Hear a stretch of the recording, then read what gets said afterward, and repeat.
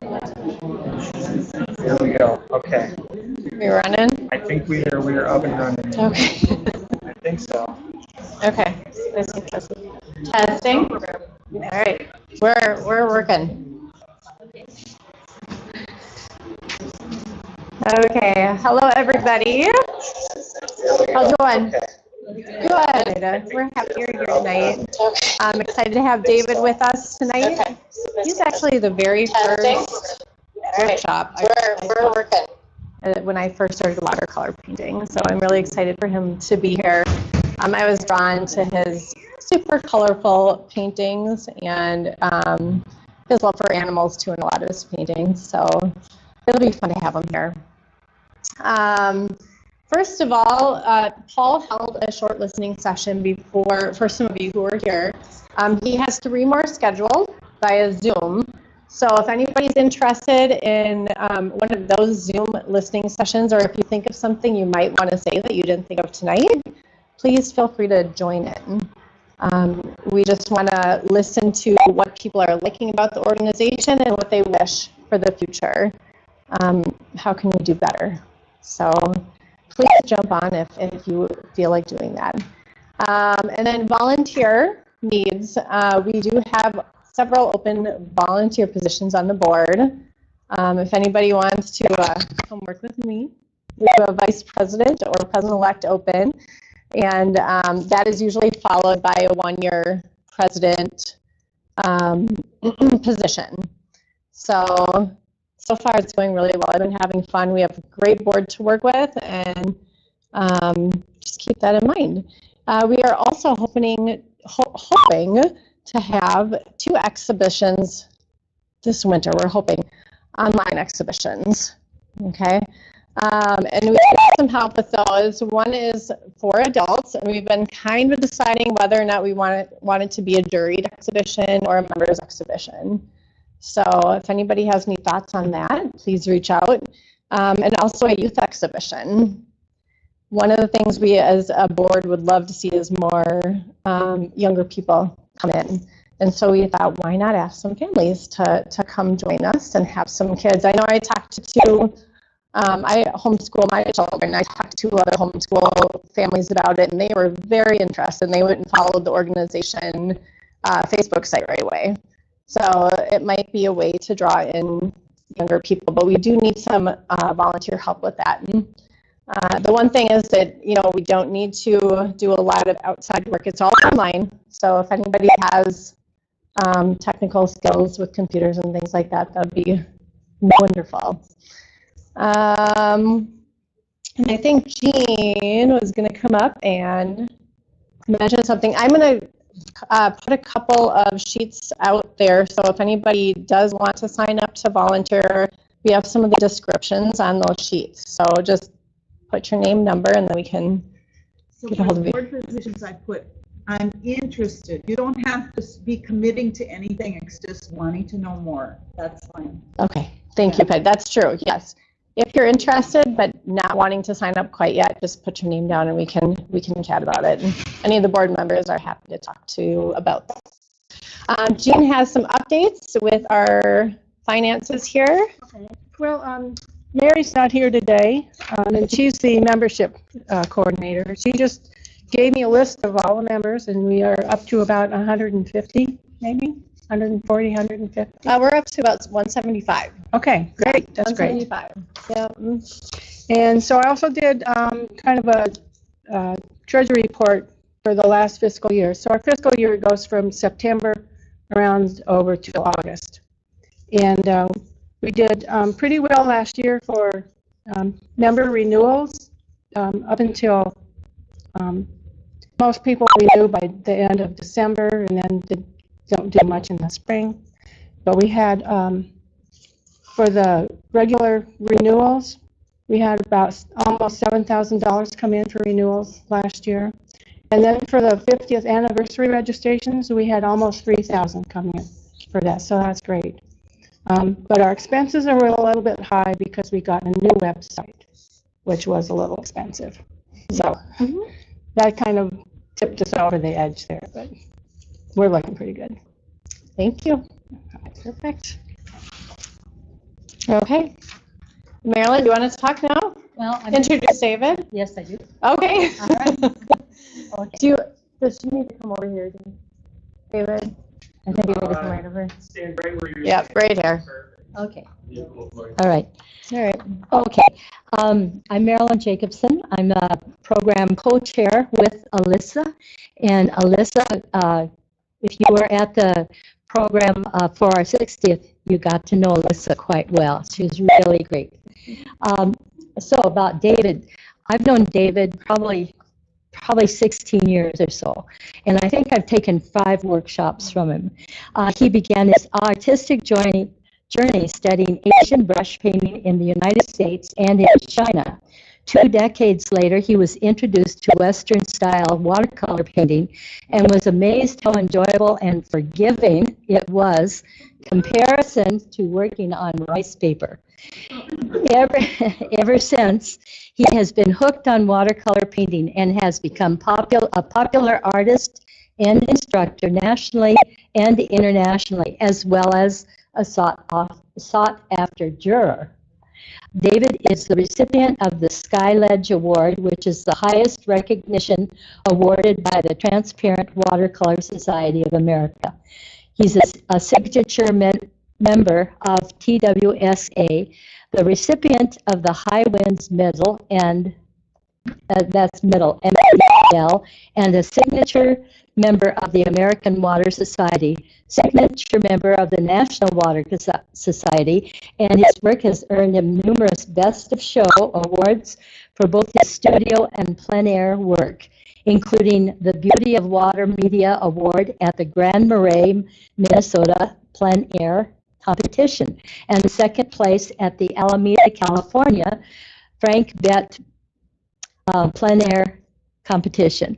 His work has been shown in galleries and museums across the United States and abroad, and included in publications of Watercolor Artist, Watercolor with the OUR, must be British, plein air, Fine Art Connoisseur, International Artist, and multiple editions of Splash, the Best of Watercolor. So please give a warm welcome to David Smith.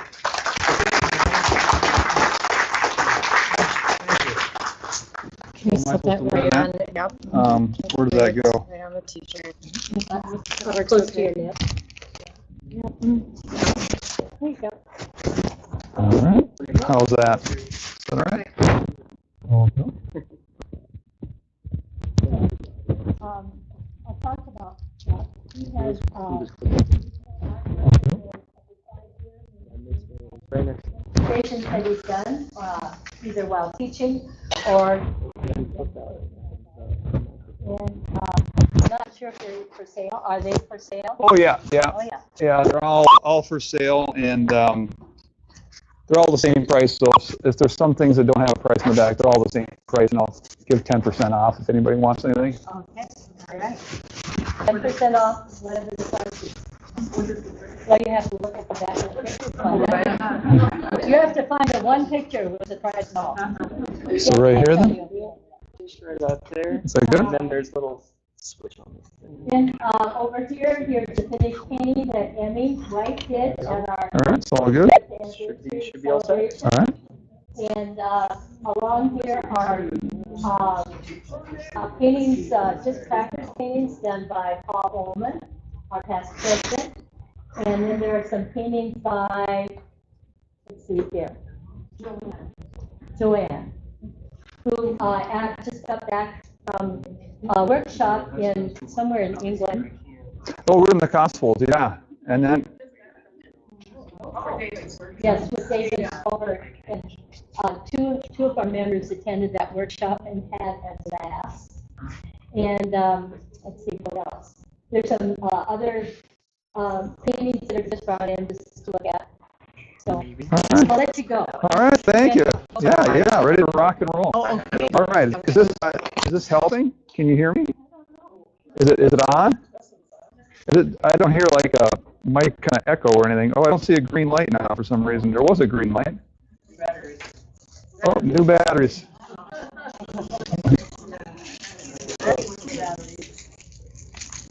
All right. swap here.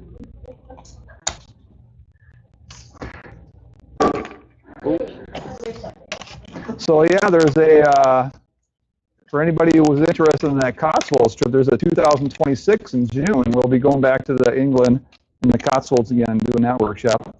Again, does it sound better now? Try and have the little fuzzy part kind of closer to the center here. A little closer. All right. Tap a few times. I think I hear it making noise.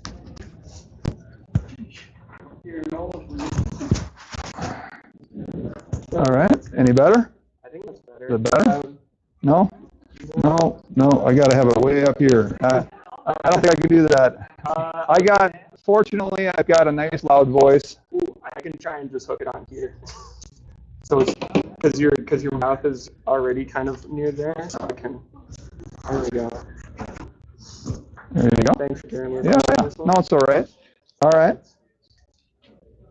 Well, while they're working on the tech stuff, thanks for having me come over. And I always enjoy doing a demo for NorthStar and for also the Minnesota Watercolor Society. When I first started painting years ago, I used to, when I taught in the public schools for 25 years prior to launching out on my own and doing the art, circuit of instruction and traveling to Europe and all that kind of stuff. It's been really a dream come true. But I wanted to thank NorthStar and anybody from the Minnesota Watercolor Society, because they really, helped, having resources like this really helped me give me opportunities to teach and practice teaching and meeting people and building, my clientele and just giving me, and also bringing in instructors. They brought in instructors from other, like Keiko Tanabe and other people they brought in, and I got to learn from them. So it's just a great resource. So I really appreciate everything they did and doing for you guys. And so I'm just always pleased to do a demo for you guys.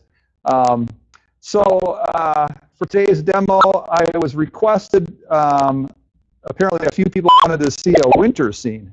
And winter scenes, I cringed when they asked that. It's like a winter scene, oh God, because that, I know what they want is like a scene where I use masking fluid. And that always just takes a lot more time. And for a demo, it's like you don't have any time. So I was like, okay, well, that's going to be tough. And so I thought, well, when Marilyn mentioned that, some folks wanted that, I've done a lot of winter scenes, and so I could do something. Can you see this? Yeah. All right, so I could do something like that. That's actually pretty easy, and I could do that in a short amount of time, because there's not much masking. The only thing I masked was I masked the sections of this pine tree here and a little bit on the ground, but I figured, I have a workshop that basically teaches that kind of that pine, and I have online courses, and I thought, well, people may have already done that, and they want to see something different. And so I did a workshop on this scene, like last year or the year before, I can't remember, and this actually got into the TWSA, this painting. And so I thought, well, I'll try to see if I can do that, but it's going to be harder. I don't know if I'll get, how much I'm going to get through. But at least it'll be something different, and you can kind of see the process and how I work with masking fluid and how I kind of take it out of focus, bring it into focus, all that kind of thing. So anyways, that's the subject. Here's the color reference photo. And then what I look at is this. So I look at the black and white photo. And before I did this, I would have brought it, but all my stuff's in storage. I'm actually in the process of moving. So I didn't have the paper I wanted to use. I didn't have like the value study I did for this and all kinds of stuff. It's all in storage. But a value study, which I'm sure you're all familiar with. So I was just in the Cotswolds teaching a workshop, and so I did some value studies in preparation for that. And a value study is just something that's like a monochromatic, black and white. This one is just mid values and darks, and this one is as well. It's just mid values and darks.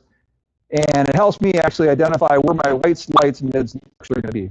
So anyways, that's a value study. So I did do a value study prior to doing this.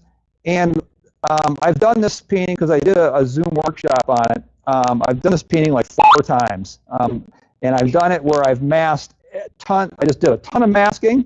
And then I've done the same scene with no masking, just negative painting around every white, and then negative painting around all the lights, and then negative painting around all the mids, and then I did it again where I did like just masking in the areas that were you know, that I really want to keep pristine white and were difficult to carve around. All right, and so I've done it a number of different ways, and I just want to mention that because there's many ways to go about a painting, and you can get very similar effects. So you got to kind of pick your poison.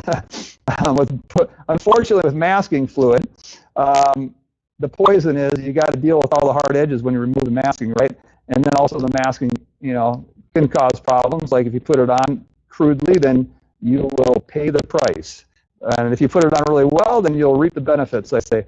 And so you got to really be precise if you want to have a nice, if you're trying to like carve out a particular shape. And of course, we've heard horror stories where it doesn't come off, or it stains the paper, and all kinds of stuff, or it tears your paper and you remove it. All kinds of things can go wrong. But we're watercolorists, and we laugh at the face of fear, right? So we say, bring it on, no problem. So the masking fluid I use, in which I've had issues with this too, you know, you can't leave it on forever, for example. But this is the masking fluid I use, is Pebeo or PBO, I'm not sure how I pronounce it. And you never shake it, because when you shake it, it puts bubbles in it. So don't do that. It's too late. So, all right. And then the cap is hollow because you're supposed to pour it into the cap.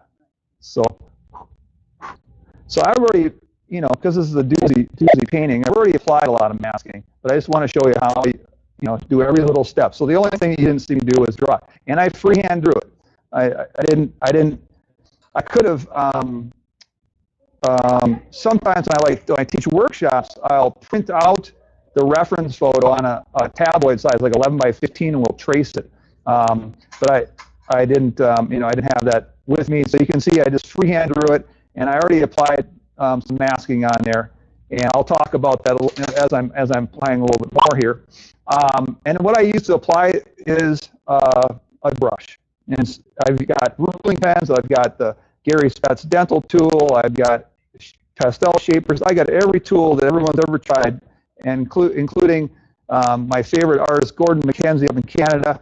I was camping out with him on Lake Superior, and I was like considering at a free workshop. I was like writing down everything the guy did, because he's a master, right? So I was like, okay, 3 sips of coffee, then cobalt blue, and then everything the guy did, I just wrote it down. And I said, what do you use to apply the masking? He took a piece of firewood, he chiseled off a piece with his knife. He said, here you go. And he just used a piece of the firewood. So yeah, so there's all kinds of different tools you can use. So what I did for these areas, I just, you know, used my brush and applied the masking. And over here, I actually spattered water. And then I spattered masking fluid onto it. So I got all kinds of irregular edges. Now, if we look at the photo, the black and white photo, the first step, and typically when I'm painting a scene, is I work down that value scale, and I ask myself, all right, what's white? And I'm going to try and carve around everything that's white. I know it doesn't look white, but that's actually white there. And I'm going to carve around the whites with a variety of light values, maybe some mid values, maybe even dropping some darks, but mostly lights around the whites. So when you look at this, well, what's white? As my brush goes down the paper, what's the first white that you see? The sky. Okay, what else? The sun, sky, sun. Snow. Okay. I hear some arguments already. So, highlight on the snow. Okay. That. Okay, that. All right. Okay, so now I heard some people say, yeah, no, yeah, no. Well, so is snow white? Is snow white? Yeah, I think snow is white, but it depends, is it actually the value of white? And usually they have like a roll of paper towel or something. So if it was sunny out and I took the roll of paper towel, or I took this tissue and I put it in front of the sun, it would be backlit, right? And would it look white? No, it would not look white. So it just because something is a white color doesn't mean it's actually white as far as the value. And so actually none of this tree is white, none of this is white. The sun, yeah, you could say is white. The highlight here is white, but you know, that little shimmer there, but nothing else is white, actually. There is some little highlights along the edge of some of these, catching some light. All right, so you could say that's white, of course, but yeah, the rest of the snow, do you agree, is not. Just quick, get that one off. Sure. Sorry. Yeah. Thank you. Yep. So if you look at the highlight, I don't know if you can see it in the, I'm not sure what you guys are seeing. Are you seeing this okay? Yeah. Can you see the highlight here? Yeah. And you can see the snow next to it, right? So we know that that's not white, okay?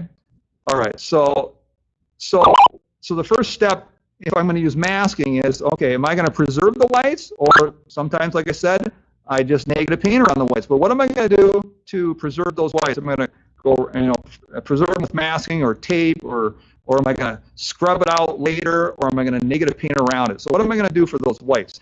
And so in this case, because I figure people want to, see me use masking and how I use it, I went ahead and I masked. Now I didn't know, and now you're like, well, why did you mask all that then? It's not white, it's not white, it's not white. Well, because I don't want to negative paint around all that stuff later. So it's all kinds of decision making.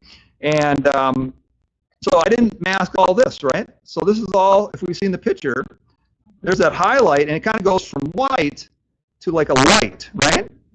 And so I stopped the masking here. I didn't mask that. So that means we're going to have to be real careful. And actually what I did last night, I actually prepared this. And then I said, wow, this is really going to be complicated. This is going to be hard to get in a hour and a half or whatever. But we'll see what we can do. But so I wrote down kind of like, okay, step one, let's do this. Step two, let's do this. And then I said, Marilyn, I forgot it out in the car. Go get it. But it's not out in the car. So that means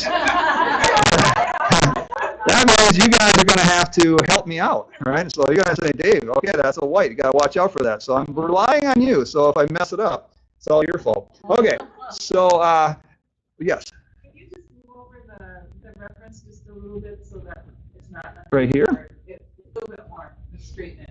Yeah, there we go. Thank you. All right.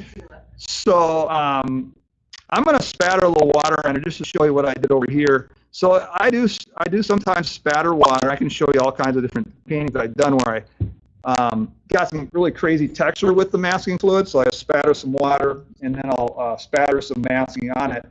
And I said you got to be real precise. Now here I am just like going crazy. But it's just a demo in front of a bunch of people. What could go wrong? Watercolor loves this. Watercolor loves this. I just keep saying that. Watercolor loves this. What could go wrong? So just dropping in some, and maybe I'll brush in a little bit, some spots, because it's going to be really easy for me to get rid of this. You're like, people think, oh, watercolor is so unforgiving. Oh gosh, you can get away with a lot of stuff. Look at this. I'm messing up everything. I'm going right over the masking I did before. So now I just added a bunch of blobs of masking. Now we're going to see what happens. I know I get a break, so I can always run out if it doesn't not work and trying to escape. Where was that attached over here? Yeah. Oh, I'm sorry. All right, that's all good. I'm sorry. I took my towel off. That I must have I see. took it off of something. Sorry. All right. So, anyways, we got a bunch of masking on there, and I usually have a big tissue box, so I go through a lot of tissue because I'm crying and clean the brushes. All right. So, don't want to leave the masking on the brush. So that's how I apply the masking. So I don't think there's any questions of that. And I just take this and I just throw it right back in the jar. So you never leave the cap off because it's going to ruin your masking. So probably shouldn't be pouring over the painting. All right, and there it is back in there. Okay, so now we protected a lot of the whites, not all the whites. Okay, so now we want to let that air dry. But we're just going to go ahead and go for it and see what happens. So usually, yeah, you let that air dry, and then after it air dries, then I'm not too worried about using a hair dryer. Actually, I'll just go ahead and use it. Oh, what happened? What did we do with the hair dryer? Right there. Right there. Is it all plugged in? Nope. No. Okay, we need to plug this in somewhere. Just plug it in. You put soap on your brush before you put it. I do when I do a lot of masking. There's a plug-in. There's one right under. Oh, There's okay. one right underneath here. Yeah, I see those, but they gotta take the caps off. They got the caps are still on. So I'll just give it a little bit of dry. You shouldn't do this because it'll adhere the masking fluid to the paper.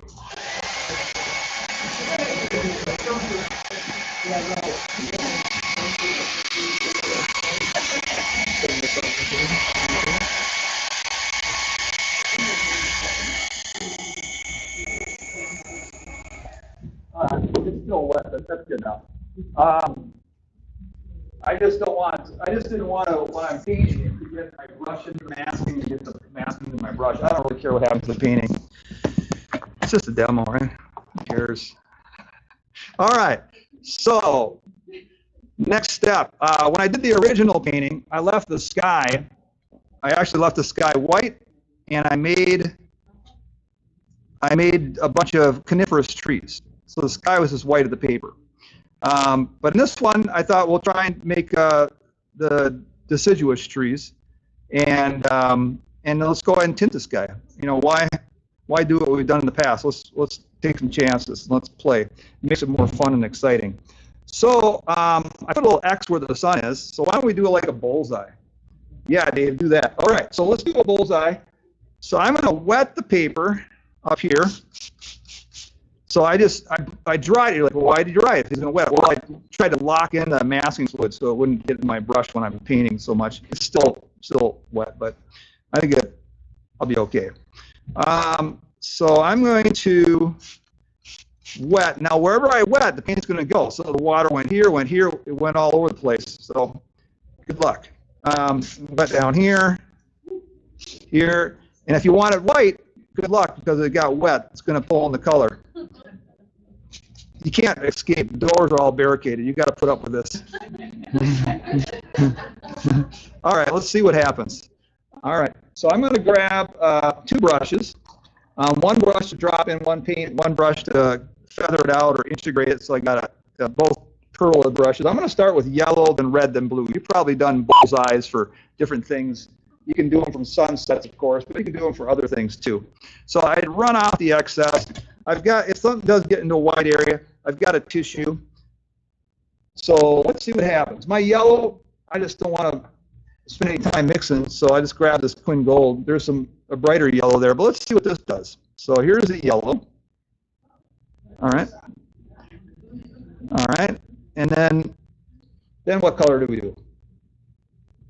Red, yeah. Or kind of a brown. And then what color? Blue. Yeah. All right, let's see what happens.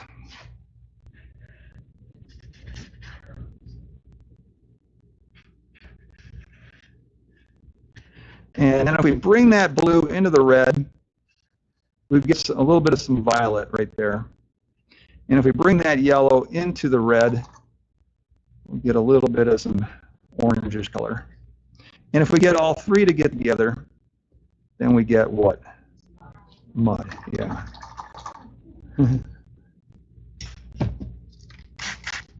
All right.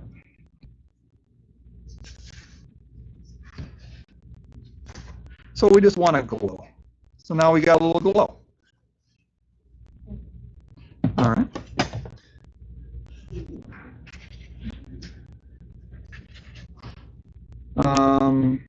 Let's see. So now, what color do we want all this shadow, the snow shadow, to be? Any suggestions? Blue. Okay. Some blue. Anything else? Pink. Right. Well, that's not very pinky. Let's get some pink, she said. All right. There's some. Well, it was pink. It's a little dirty. Oh, that was actually red. Okay, I'm sorry. You said pink. All right. All right. There, we got pink. Okay, we got pink. Anything else you want? It doesn't matter. That's the answer. It doesn't matter. Purple. All right. There's some purple. It doesn't matter. Is the correct answer.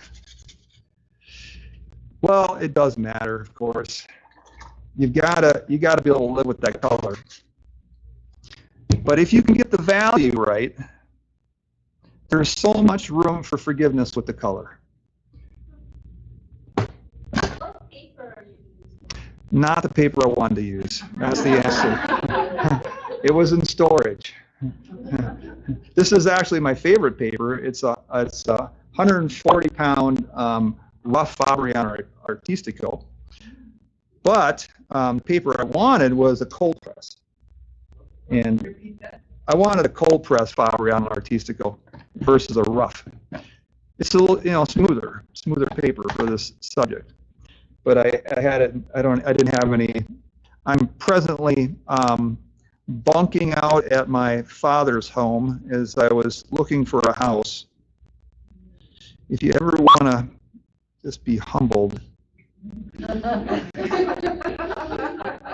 after you've lived on your own for 25, 30, 35, 40 years or whatever, go live with your parents, live with your father for a while. Yeah, I heard it like this. I was listening to some spiritual speaker talk about something about, whatever, some kind of spiritual topic. And he says, you think you're enlightened? Go live with your parents for a week.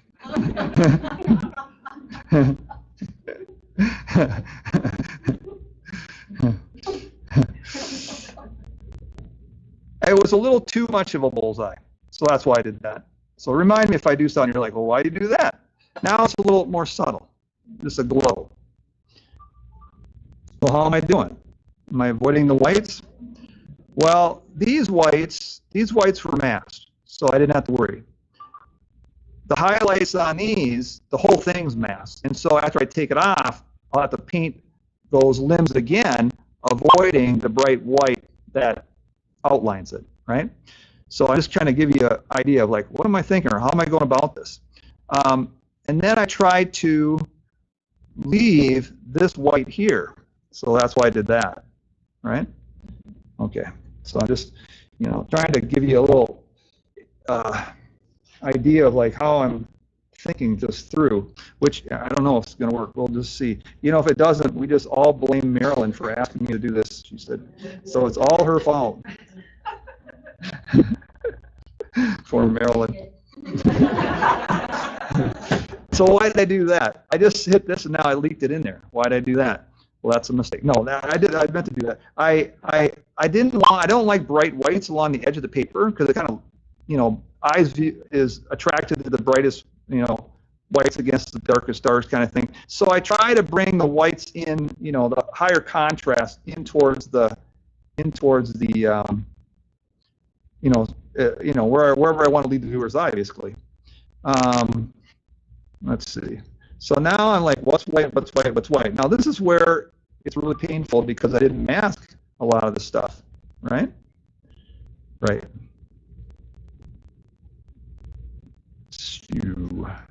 This is mask, so I don't have to worry. This is shadow, so I don't have to worry. So let's pull this down. Can you move your reference over again so we can see the Uh-huh. Let's see. So the shadow goes like this, like that. So now I'm having to be careful and pull some of this up here into these shadow areas. Let's get a variety of color. We don't want to be boring. Heavens. Let's get some different colors in this thing. Where's that pink? Let's get that pink back in there. Actually,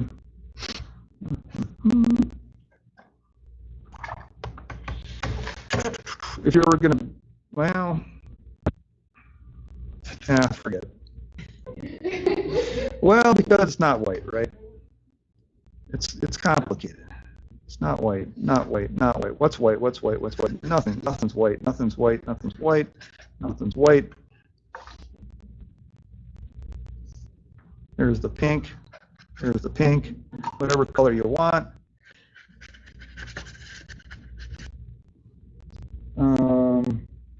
what else haven't we done? How about some gold? I don't know. Whatever color you want, you just throw it in there. Now, it's not white down here. That's why I'm doing it, because you're going, why is he doing that? It's not white. Now I've got a different color. Now I've got cobalt teal. Now I tilt it. I don't mind a lot of variety of colors, but I don't want it to be stripy. I want the colors to mix and mingle. Like this, beautiful transition of like pinky gold to whatever, you know. Variety of colors, but I want them to mix slowly and transition. If I see mud, then I just stop and cry and then try and put in some clean color. And the nice thing about when you do it like this is you can kind of soften edges as you go. Whereas if you mask, you have to soften it when you're all done, right? Right. Right. Right. Right. Right. All right, any whites over here? I don't see any.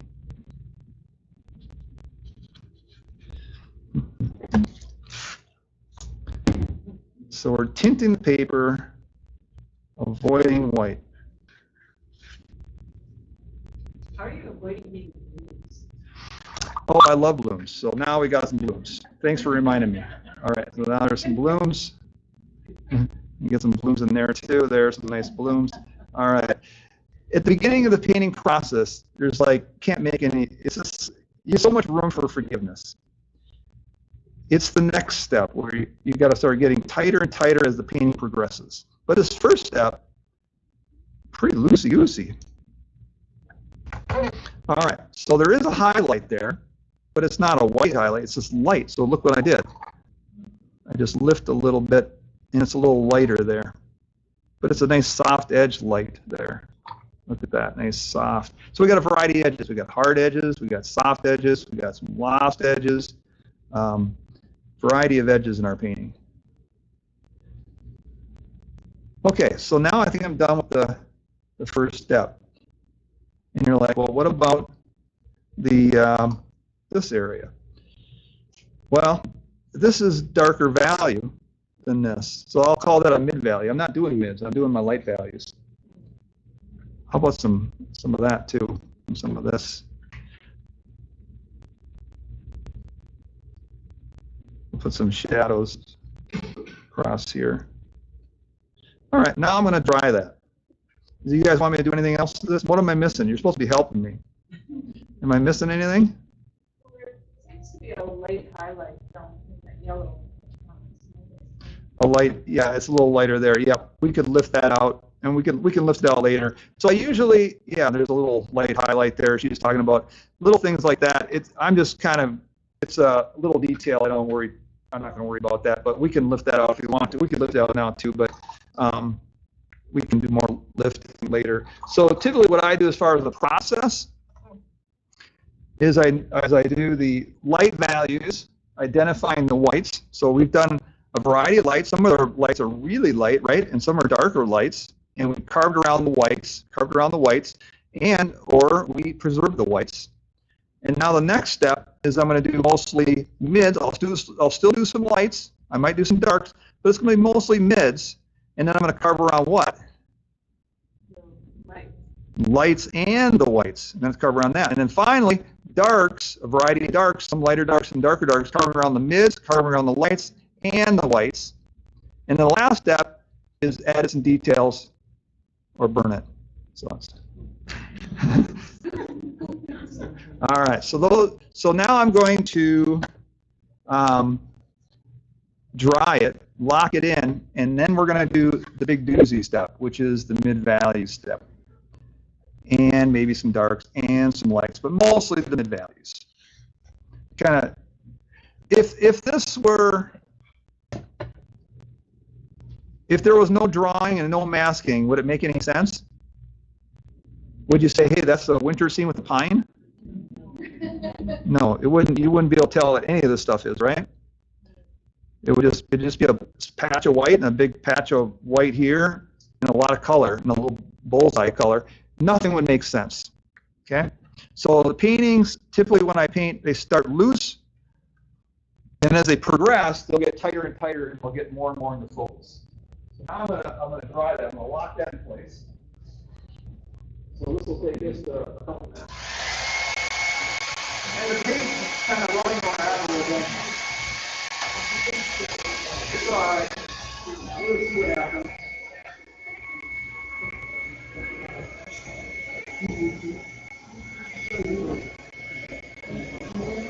I got a room there. I got water going everywhere. I wish I had my spray bottle. I'm out of water on it right now. There's more blue.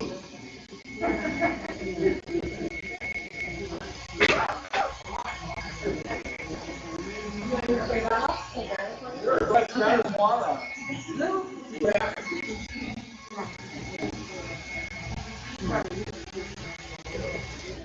So, like a dry, let's go ahead and give it a shot. Or even better would be not a little blossoms. This is already pretty dry there. But even better is if you can skip your big old handful of water. Get some big blossoms on there. It's already, yeah, it's already getting kind of dry. I love textures of these blossoms. Like even in the snow, yeah.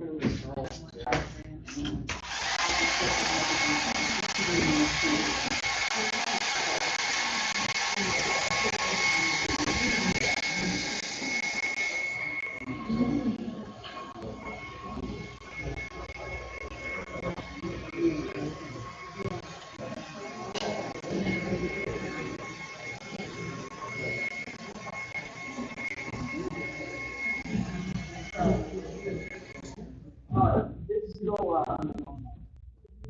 little wet in there, but it's good enough. So we got a few little blossoms. So now it's a little bit locked in. You guys all have your Bob Ross gear on? Somebody sent me these. He's got his little afro and it's little hairy furry head there. It's my painting mojo now. It's like gotta wear this Bob Ross stuff. I've got everything at this point. Bob Ross, Chia Pet, Bob Ross, fridge magnet, finger puppet, Bob Ross, action figure, Bob Ross, energy drink, Bob Ross cereal, Bob Ross lunchbox. The thing I don't have, I got the Bob Ross Band-Aids for the not so happy accidents. I don't have the Bob Ross waffle maker and the Bob Ross, is there a crock pot? Yes. Oh man, I never even seen that. How did I miss that? So another thing I don't have, you guys know David Becker, right? He brought, I was up at Grand Marais, he brought me some Bob Ross shot glasses. But there's a Bob Ross toaster and a Bob Ross waffle maker I don't have, so I'm just like, oh, I need the whole collection. All right, so now it's not soaking wet, but it's very cold, it's very wet, but as long as I can get some edge control, that's fine. So now we're asking ourselves, what's mid-value? And what I'm gonna say is look at the difference in value from like the snow up here to the snow down here. So that's why I didn't paint this, because I didn't want to paint it twice. You know, I did tint this area down here because it's not really that white, and I didn't want to lead the viewer's eye off the paper. And what kind of edge does it have? Does it have a hard edge, a lost edge, a soft edge, broken edge? What kind of edge?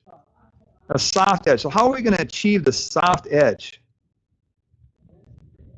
Well, you guys got to help me. I don't know. So what am I going to do?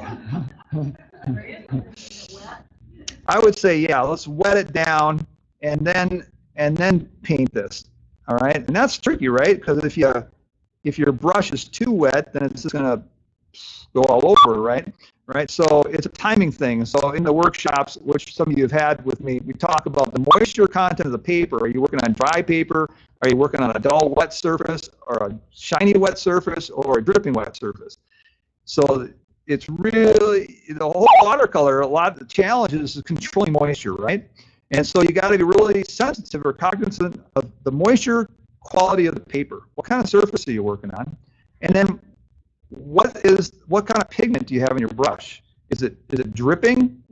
Is your brush dripping? Is it a thirsty brush? And then what is the consistency of the paint? Is it really like dirty water, really thin and fluid, or is it really thick, like straight out of the tube? So hopefully when you're taking workshops from the instructors, they're saying, hey, I'm working on this kind of a surface, and I've got this kind of a consistency of paint in my brush. So because if they're not, if you're working with coffee consistency paint and he's working with milk or cream consistency paint, and you're working on a shiny wet and they're working on a dull wet, you're going to get completely different results. So a lot of the challenge is figuring out what kind of surface is that person working on when you're watching these things on YouTube. Like, what are they working on, and what kind of moisture is on their brush, and what kind of consistency of paint are they working with? And then if you can figure that out, you can get a kind of an idea of like, oh, that's how they did it. That's how they achieved that edge or that effect, right? So when I first was working, what was I working on up here? It was like dripping wet, right? It was running wet. Joseph Spoofa would call that wet, and then he calls the other ones, he calls it dry, damp, moist, and wet. He's one of my favorite artists, and that's where I got that idea of like how to teach and how to break down those consistencies of the paint, moisture qualities of paper. He has a watercolor clock when he teaches, and one hand of the clock's pointing at the surface moisture of the paper, and one hand of the clock is pointing at the different consistency of paint, so you have an idea of what's on his brush and what is he working on. And I thought, boy, that is brilliant. That's a really good idea to help people. So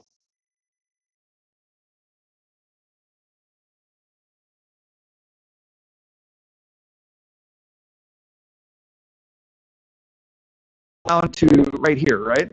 And then it's just like all trees right there, right? So I'm going to paint that, and I'm going to try and leave, a part where we're hitting the surface, the ground, the ground cover. And I don't really have to worry about these limbs if I was going to follow this value pattern because they're dark.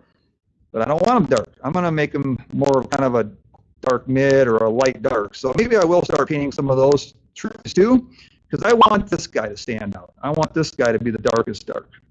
And then the dark along the creek will really help too. So I'm just kind of thinking out loud. Okay, I think, yeah, mids, all right, and mids in the water there. We'll see what happens. All right, so I said we're going to do this on wet. Okay, so let's go ahead and get it wet then. All right, so I'm painting that getting all that all wet. And was I going to paint that dripping wet, or shiny wet, or dull wet, or dry? There's all kinds of different wets, and there's in between those, we're probably simplifying the infinite moisture qualities of paper into those four, but between shiny and dull, maybe there's another subtle difference.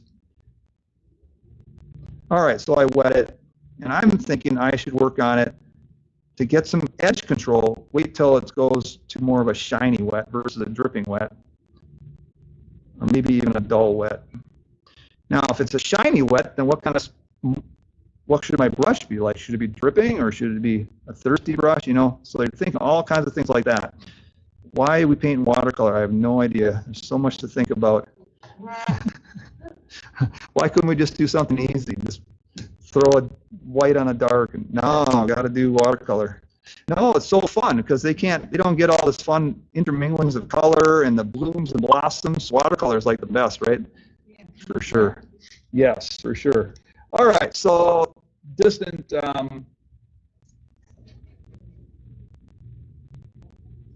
Let's see.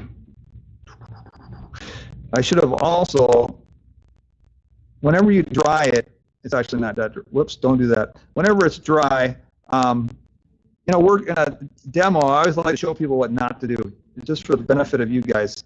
When I paint in the studio, flawless. All right, there we go. All right, so whenever it's dry, it's a good time to go back and redraw and figure out where you're going with things.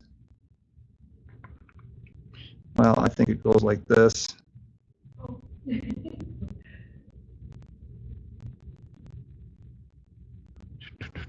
don't have to worry about this. We can put a big smiley face there because we know that's going to be dark. Don't have to worry about anything there, right? This is all dark. So You don't have to worry. We'll slide that over. All right, there's some trees back here. So I'm just pulling up some variety of blues. Things off in the distance I like to kind of keep cooler.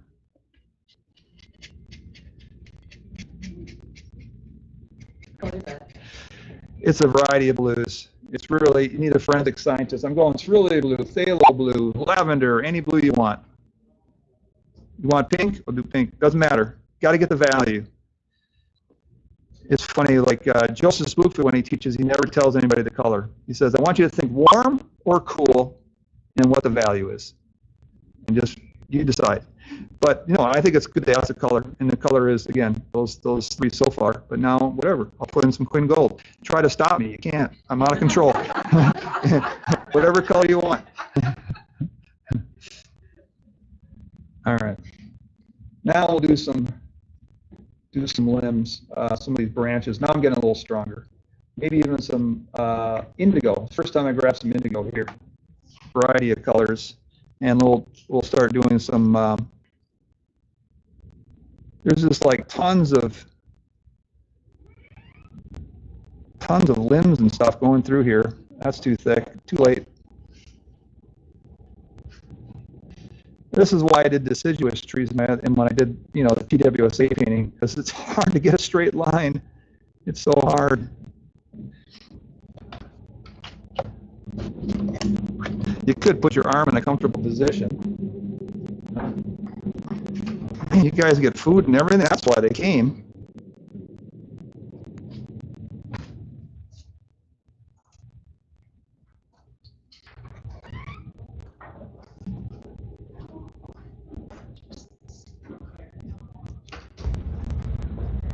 I'm just trying to get, we should do varieties of color, different colors. Let's get some, don't do that.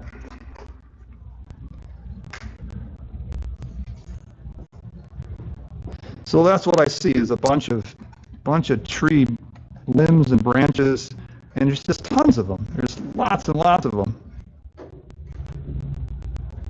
That's what I see. Is that what you see? That's what I see. Well, that's too nice. Let's mess it up.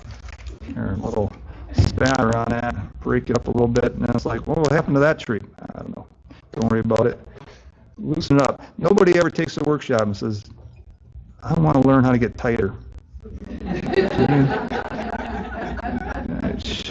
What's the secret to getting tight? All right, we all want to get, we want this. We want this beautiful, look at this beautiful integration of colors and stuff. We want a beautiful watercolor. And we do want to represent the subject. We don't want people to go, I don't know, well, maybe you want to do an abstract or something, but, you know, if you're doing representational work, we want people to know what it is.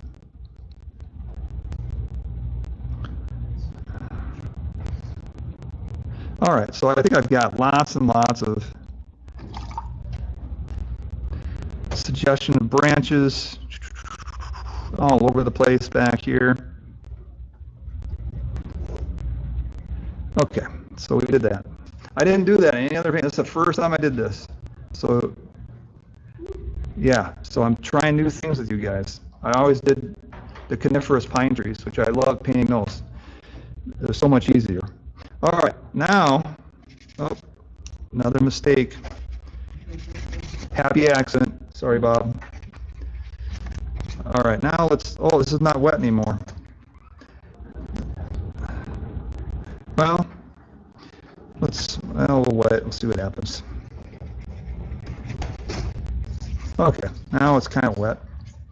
Maybe we'll wet it and hit it with a tissue. Maybe it'll be damp then. You can see how wet this is, right? It's very wet. I like to work really wet and loose and out of control in the beginning, and then as the painting progresses, pull into focus. Okay, so now let's do this crazy shadow.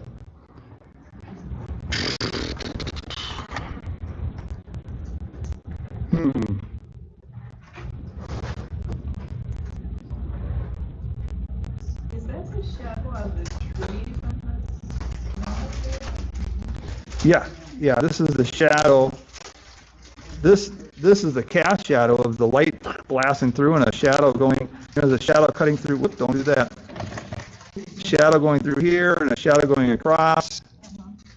Yes, that's what it is, yep, a big shadow. And I'm trying to suggest this big shadow coming through.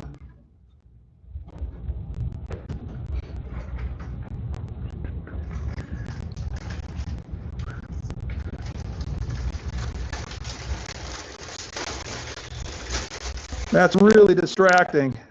I'm just kidding. I'm kidding. I'm kidding.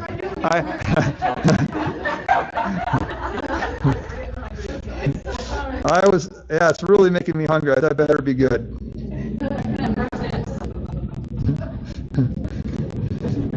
I really love picking on people. Well, I used to work in the public schools, you know, and I used to get to pick on kids like all the time. And now who do I pick? Who can I pick on? And my favorite, some of my favorite things when I picked on the kids, well, when I had a microphone like this, I'd go in the hallway and go, Luke, it's your father. Turn to the dark side. Yes. Question? Yeah, I'm just curious about what color blue that is. Cerulean and then lavender. Brilliant blue with lavender. Cerulean, and then I went to some lavender. But here, I'm going to throw in some purple, whatever color you want. There's some purple, whatever color you want. And then, I used to actually be in really good shape and used to like personal train at a health club and stuff. And the kids would always say, Mr. Smith, how do you get those muscles? I said, well, here, this is what you do. Roll up your sleeve. And the kids would all be, we gotta blow harder, you gotta blow really hard.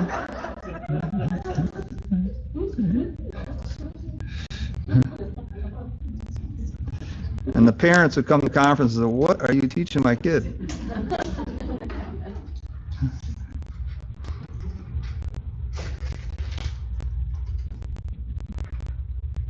Whoops, don't do that.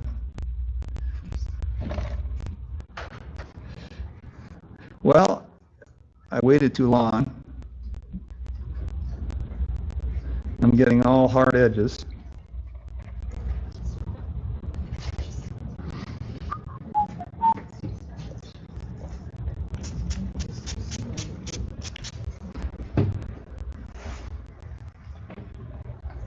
I'll grab some. I'll get some soft edges down here. It kills me.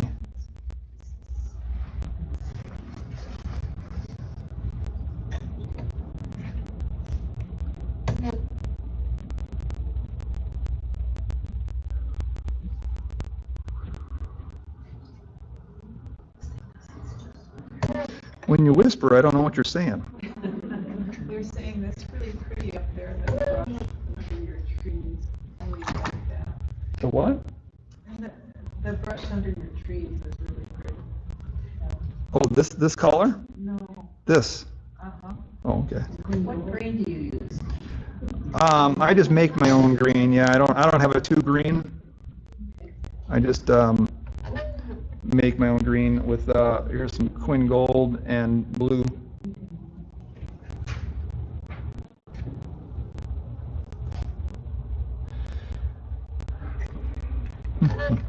All right, so what are we going to do about all these? Well, we can do the same thing we do if we're if this is all masked. We could soften it later with a scrub brush. You can put salt on it. Yeah, the thing is, I can get so much texture without salt. I never use it. Yeah, but Especially with the covering. you know what? We'll just simplify this. Happy piece is still there. Yeah, we'll have to do something about that. Yeah, this is. Well, who knows? I'm gonna just do that. Soften some edges. and we can lift out some highlights if we want to later.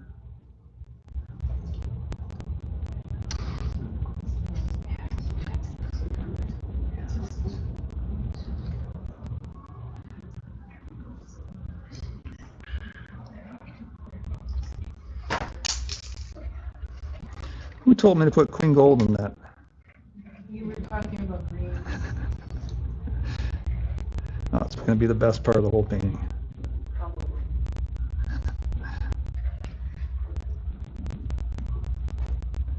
Just trying to soften some edges. So I got my beat up brush that I use, right? So I got two brushes, one brush to drop in paint, one brush to soften edges. Boy, this is a complicated painting. Marilyn.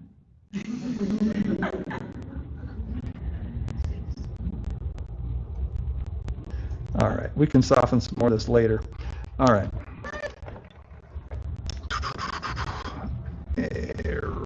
You know what? While we got this darker color, let's pull some of it up into the banks. Integrate it in a few places so it doesn't look so flat.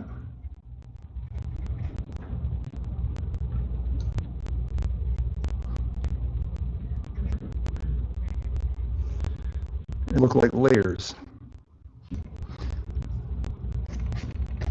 Starting loose, and we'll get it tighter as we progress. So,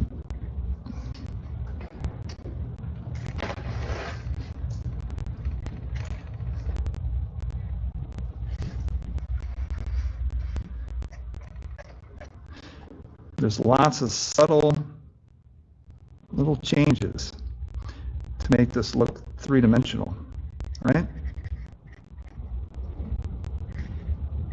Right. You know what you're doing, David. You're a professional. You can do this. I think I can. I think I can. It's reminds me of Frank Francis. We did a demo for Cheap Joe's on Zoom. He was so funny because he was doing this really crazy sky. That's what I want to do in a demo, do crazy fun stuff. But no, do something hard. So anyways, so he's doing this really just fun blue sky and paints this flying all over the place. And he gets really excited and he goes, "Whoa, folks, I got a lick here. I'm doing a fine job." And then he kind of caught himself congratulating himself in front of everybody. He goes, "Sometimes in this business, you got to pat your own stuff on the back." So now, anytime I do anything halfway decent, I'm like, I'm doing a fine job. I'm doing a fine job.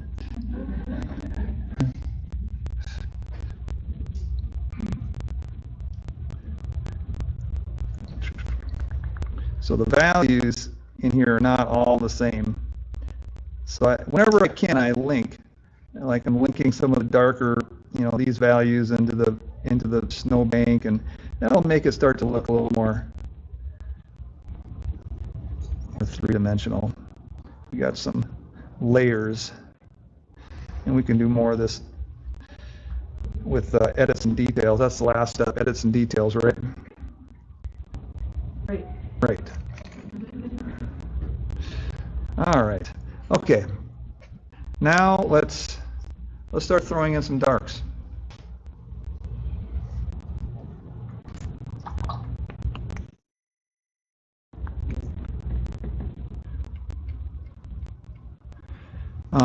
Let's see.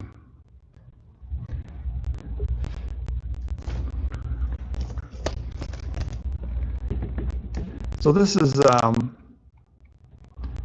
indigo.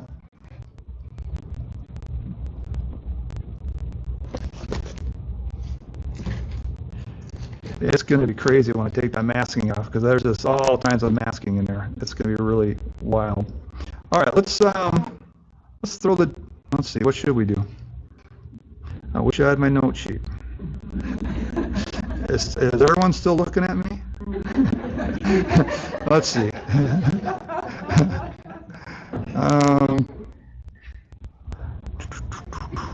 Well, let's just go for it. Let's put a big dark blob in here.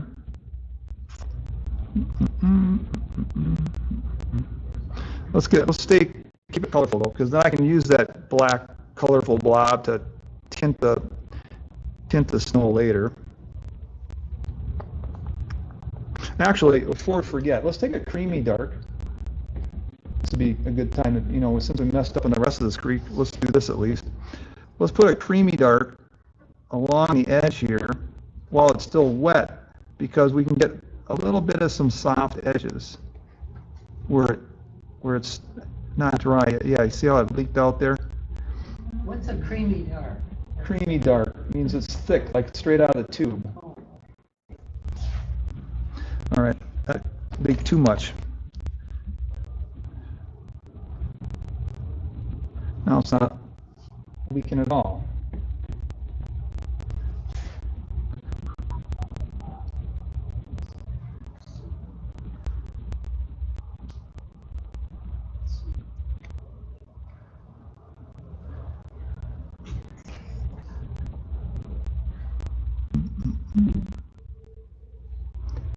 And of course, you know, I did this in a couple, you know, I spent a couple of days when I did the original, so we're really trying to frantically see how I can get a soft edge to that dark there. But I wanted to do something that was, you know, challenging and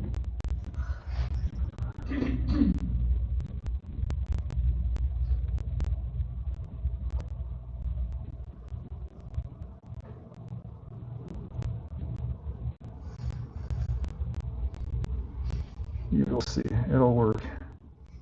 It's really, you know, I've done it like I said, like 3 or 4 times. So it's not like, it's just, can I do it within an hour and a half? That's the challenge. Because you got all day to do it. You can just go in and change things. Like when you do a, you know, like a plein air competition and you do that speed painting, it's like, oh, you got 90 minutes. That's where it really gets challenging. It's like, okay, time, you don't have the time. That can really be a...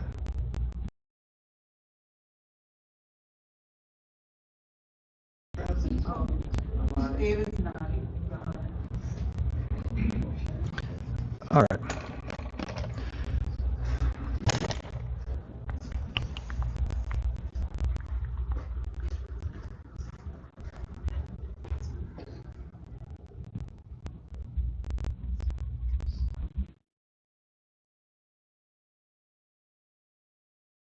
Did. It's boring.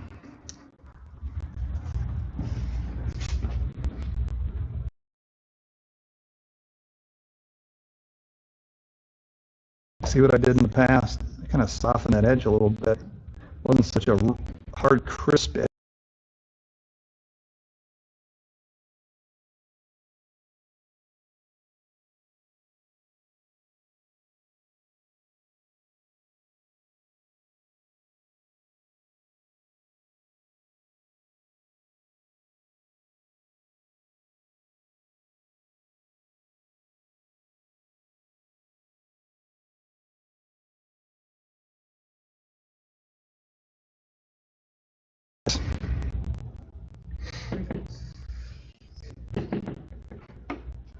Maybe it would be a good time to take a break because our video's not working.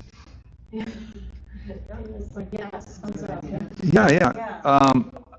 If you need to take a break, I'm just going to throw the darks in, but if you need to take a break before it, then during the break it can all dry, which would be good.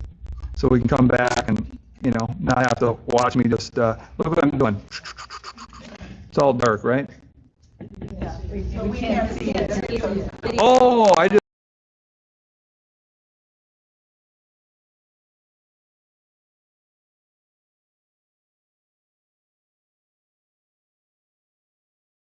recording wasn't working. I didn't know you couldn't see. All right, I'll pause for a second. Very cool. I will lighten that up.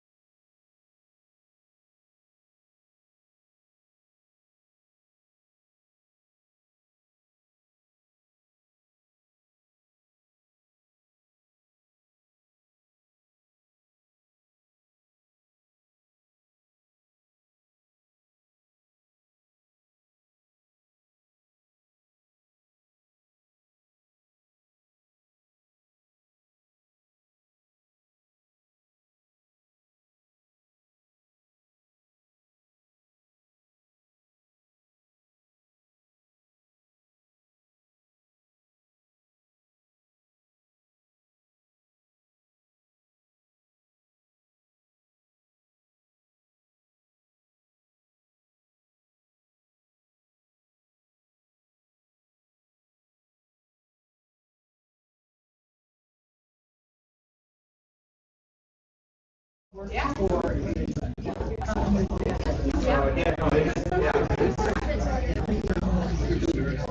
we left off, I was just starting to put in some darks, right? And then you guys told me to stop, so I stopped over there. And so now I'm going to throw in those darks. So if you look at the photo, you know, where do we see that it's dark? Well, we see it's there are some darks back there, but I pulled up my artistic license and I chose not to make those two darks. And there's, you know, a variety of layers. So I think we got a nice effect there. And I spattered water and I got some nice texture in these trees. And again, I've heard from people that it looks different on the screen, so you're welcome to look at it and you'll see the texture with the blossoms and blooms and kind of running and things like that. But we definitely see, you know, the dark along the base that separates the hill of snow and the frozen creek, and so we put a little bit of dark along there, and now I'm starting to put the darks in on this pine tree here. So I'm just going to keep on doing that, and grabbing phthalo blue, grabbing some indigo, grabbing some dioxazine purple, just whatever. Just need a dark value, and I'm trying to drop in. I see some masking here, and underneath those boughs of snow, they're just drooping with all the weight of the snow on them. We want a few needles poking through that, right? Right. So I see some snow here, and I'm getting a few little needles poking through the bottom of that. I don't want any poking through the top of it. That wouldn't make any sense. And where is this thing? I have no idea. It's over here somewhere. What's the brush called? This is a perla. It's got the sharpest point of any brush that I've ever come across. So, perla, Skoda perla. Can you spell it? Yeah, P-E-R-L-A, perla. Yeah. There's brushes that are just as pointy, but I haven't come across any that are as pointy and snappy, that snap back to the point. Like I used to do Asian brush painting. Some of you guys have seen me do that. And you have to form the point. You know, use a wolf hair brush and a different animal hair brush bristles. And you have to form the point, and you do your one stroke. And Dave, yeah. have you ever heard of Kolinsky brushes? Kolinsky sable? Kolinsky sable brushes? I'm not sure if they're stable, but they're by Kolinsky, and they spring back on, and they come. Most of them come to a point. Okay. Well, whatever works for you. There's a lot of nice brushes out there, but I haven't come across a brush as snappy as this. What kind is that one? Perla. E-R-L-A. It's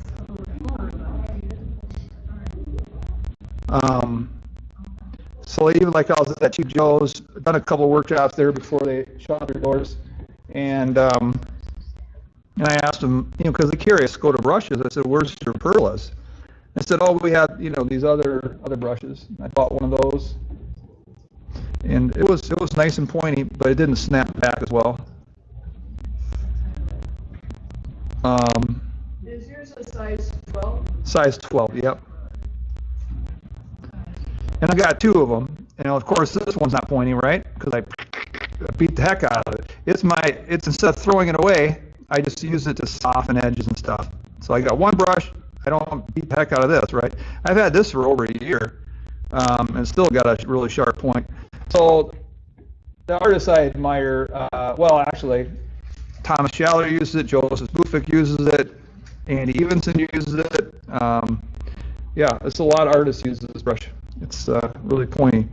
I'm a big animal lover too, so I try to get synthetic brushes versus natural hair bristle brushes, just because I don't want to, you know, when I did Asian brush painting, you're using wolf hair, right? So they had to trap or kill wolves to get the brushes, right? So I try not to support those kind of industries, but it also is a fraction of the cost. Like if you get a Kolinsky sable, it's going to cost you like $100, and this is probably cost like, I don't know, $20 or something. So you just save some money. And a Klinsky sable won't snap back like this, right? So I'm just darkening all this. Now in this area here where the smiley face was, I could spatter water. I'm not worried about this at all. It's this outside perimeter. I need to make sure that this silhouette shape looks like a pine tree. And a lot of it I can't see. It's not like I can't put in darks later when I take the masking off. But the nice thing masking does is it protects the paper. So it's just doing this great service of preserving the whites. So we don't have to be careful. That's why I make smiley faces here, and I can, scribble it up. If there was no masking there, when I did it, like again, I've painted this picture with no masking, and I had to carve around. I had to paint around all those light value clumps of snow, and it was a pain. But now I'm going to have the pain of dealing with hard edges after I take the masking off. So you got to pick your, what do you want to deal with? When do you take the masking off? You don't take the masking off until you've taken the painting as far as you can take it. Because once you take it off, you don't want to be, you don't want to be putting it back on. And once you take it off, now you got to carve around all that stuff, right? So you want to make sure you take it as far as you can take it. Because again, it's doing us this great service of protecting all these whites. Now, did I do any masking down in these limbs? Do you notice that? These are all masked. But I didn't mask this limb, I didn't mask this limb, I didn't mask this. Why didn't I mask those? Lazy? Lazy, you got it.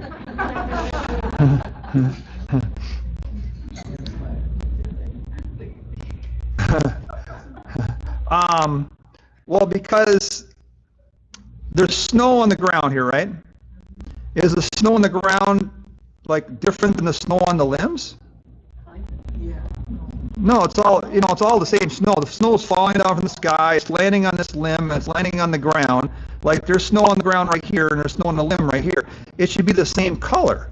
If I mask it, and I painted the ground, and then I remove the masking, and then I gotta paint the snow, because it's not white. It's gonna be hard to match, right? So you try to. It's better not to mask where that transition is. I'm sorry, can you show us your reference again? Oh, slider. Can you see how I do that? Yeah, that's better. All right. A little more. I want to see. I need to be able to see it, So I gotta. I'm looking at it too, and I don't want to be like, oh. All right. We gotta compromise.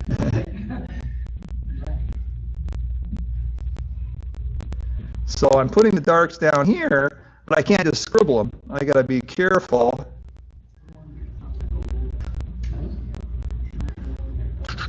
And that's why I drew it really dark right here.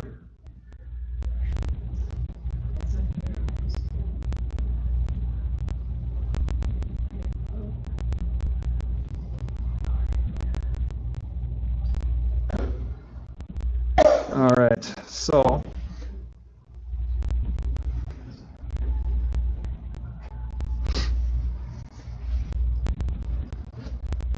dropping in a few darks here.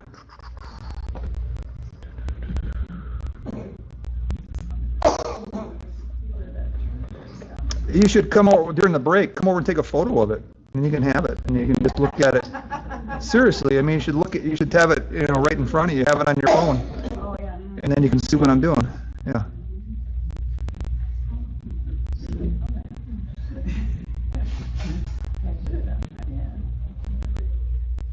So there's all these darks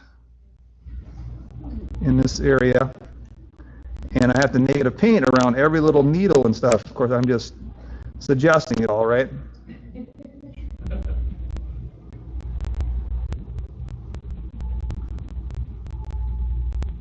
Hopefully, it'll give the impression of what we see.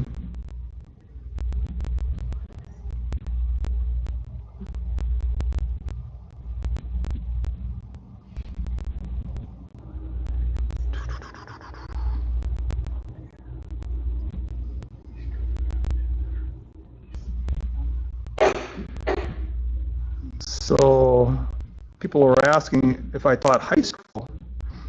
I said, no, I didn't. You can't do the muscle blowing trick with the high schoolers or junior high either.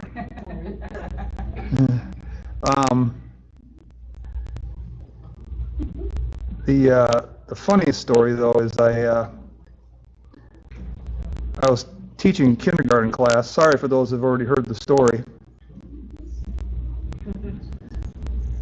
Kindergartners, teaching kindergarten is like corralling cats. I was teaching physical education class, so the kids come in and they're just like, it's playtime. The kids are just running everywhere. And but at the end of the classroom teacher's coming, and she wants those kids straight in a line, like little soldiers, because they're going to have to walk down the hallway, and it can't be disturbing every class as they go down the hallway, right? So I got to put on the Mr. Smith adult voice, and I'm like, all right, kids, enough fun. Now you got to get straight and quiet. Your teacher's coming. There can't be any talking. I want you straight in the line. And the little girl raises her hand, and I say, yes, Susie? She said, Mr. Smith, my dad doesn't wear his hair either.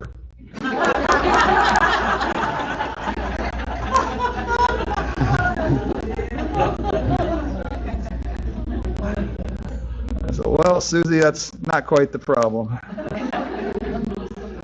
Drop and give me 20. All right, I threw some dark in there. I know it's pretty crude, but I think we can, let's actually get some dark over here.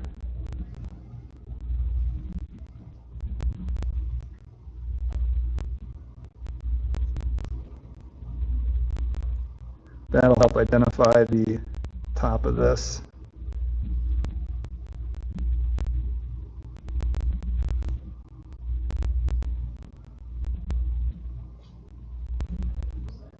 Okay, so now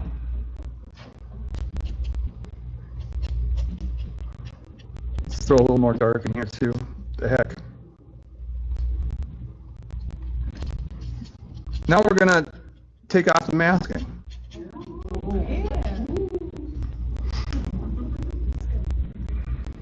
Or should we get some sun rays first?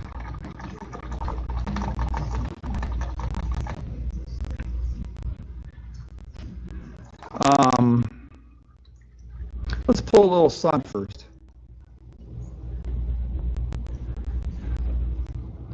And then it'll be nice because then you can get a layered effect. Like we'll do some now, and then we can put some trees in front of it, you know, so it looks like the light's filtering through the trees.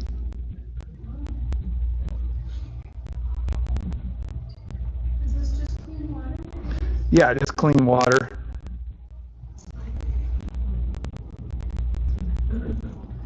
There's not a lot of, the drawback to not putting those coniferous trees in, there's not a lot of paint to lift up.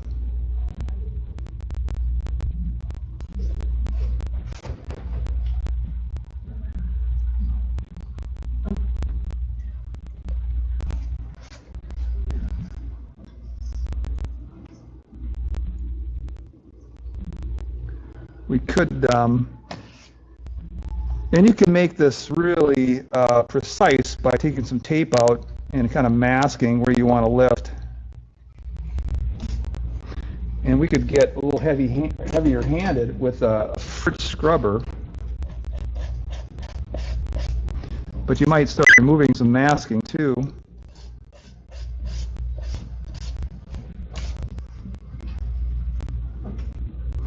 And I just pulled some paint.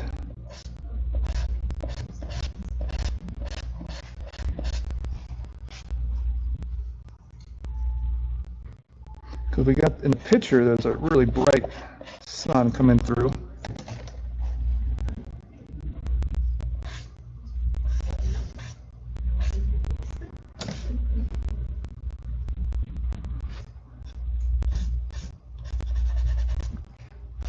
We'll see what happens.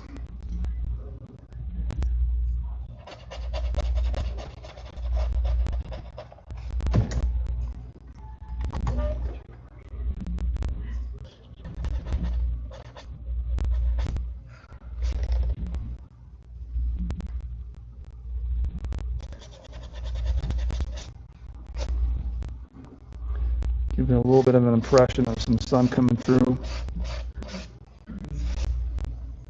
We'll remove some more later, but that's just the start.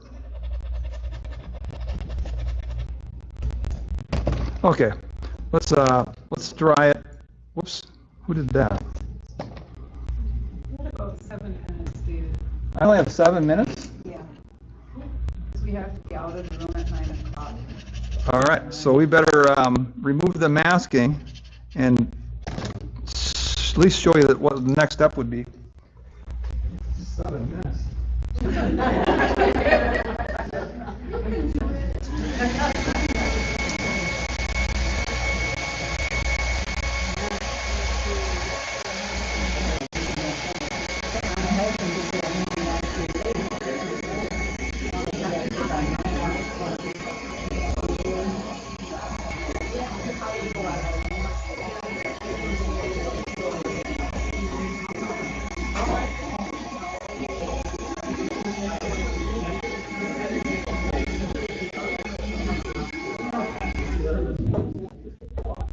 Oh, by the way, there's a sign-up sheet. If anybody was interested in taking a workshop, there's a sign-up sheet somewhere that you can put your email on there, and I can put you on my newsletter. Back on the table. It's over on the table. Okay.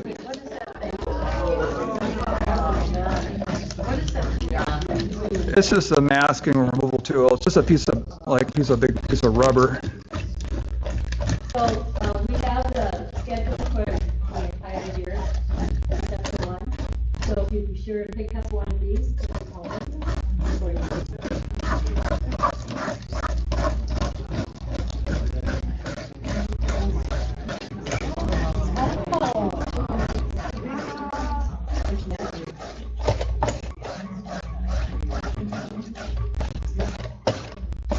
Okay, so the masking just preserved all those whites. But are all these actually white?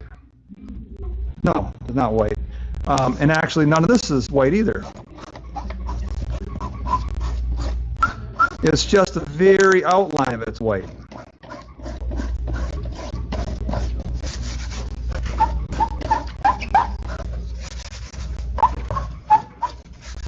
There's just an edge of it's white.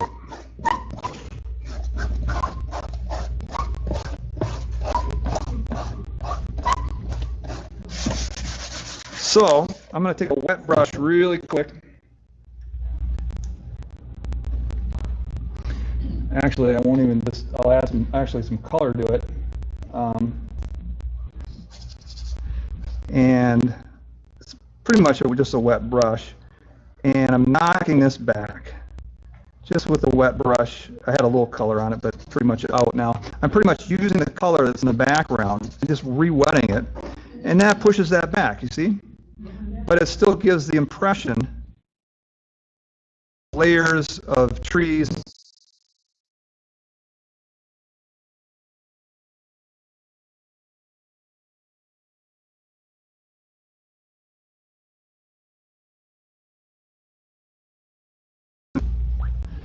Get rid of those harsh whites.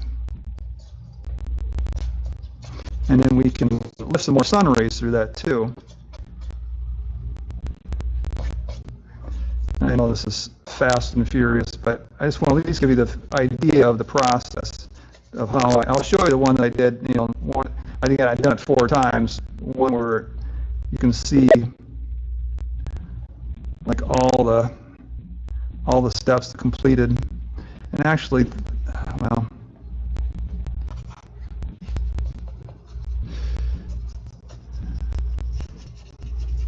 it was a pretty difficult painting to get in an hour and a half. Yeah. But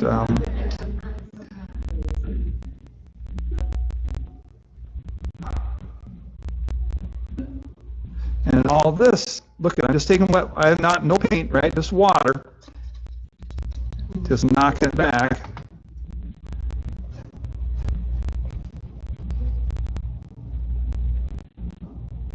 Just using water.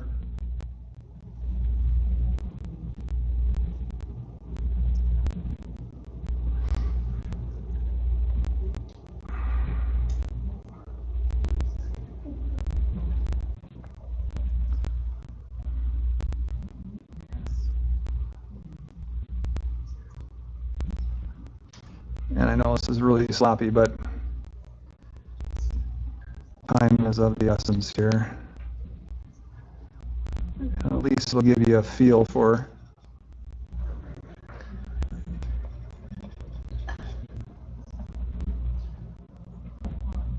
just using water.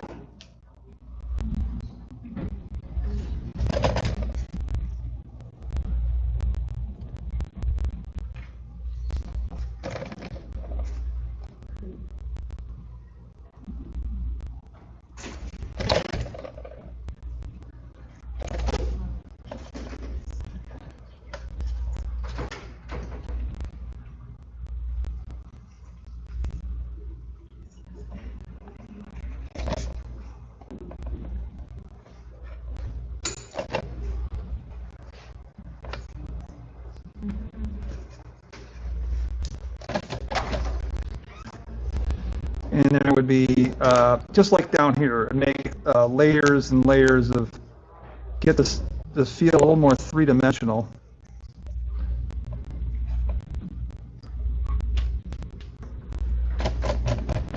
Lighten some up. And then the next step would be, you know, making the different layers down here, and then the softening of edges. So then I would use stiff bristle brushes, like these French scrubbers, and I'd go in and soften anything that looks too hard edged. Go in and soften those edges to make it look softer. This is actually not too bad, just the way it is.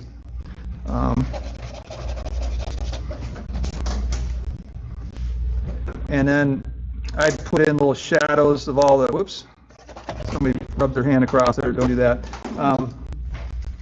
I put little shadows on the creek to suggest a little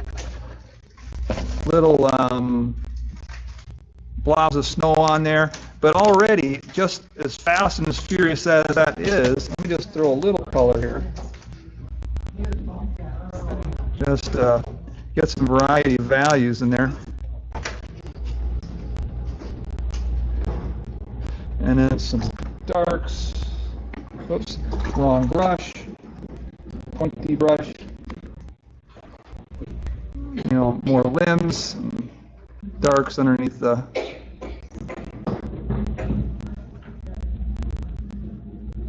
Anyways, I know it's fast and furious. And we put more sunbeams in it, and I would think it would, you know, I could definitely pull this as Jim Turner's. I'm sure a lot of you know Jim Turner. We've taken workshops together, like when Alvaro came to town and John Solomon and different artists came to town. We'd take this workshop, and Jim would come over and watch me paint, and he doesn't say anything. And then towards the end of the workshop, he comes back over, and he'd say, "Wow, you pulled that out of the fire." And so all my paintings, they start like they're in the fire. Like when we first started, it didn't look like anything, and it's still, I know it's got a long ways to go, but with the little bit of time that we had, I'm hoping that you'll start to see kind of the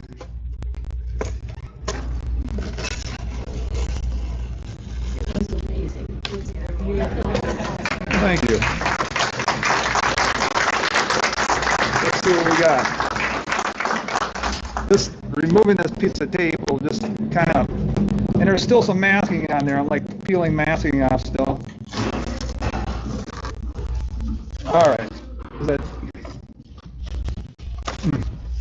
Kind of slowly, kind of starting to. Well, yeah, thanks again, everybody, for coming. I wish I had more time and I could, make it more. So I'll show you the. So here's the original painting, and you can look at that and compare it to what we did within a short amount of time. So I did that like in a day and a half, and this did it whatever and a half. So yeah, and again, if you want to sign your name, get on my newsletter. I do online workshops, I do in-person workshops, I do trips to England and France and Hope to see you again. Thanks again, everybody.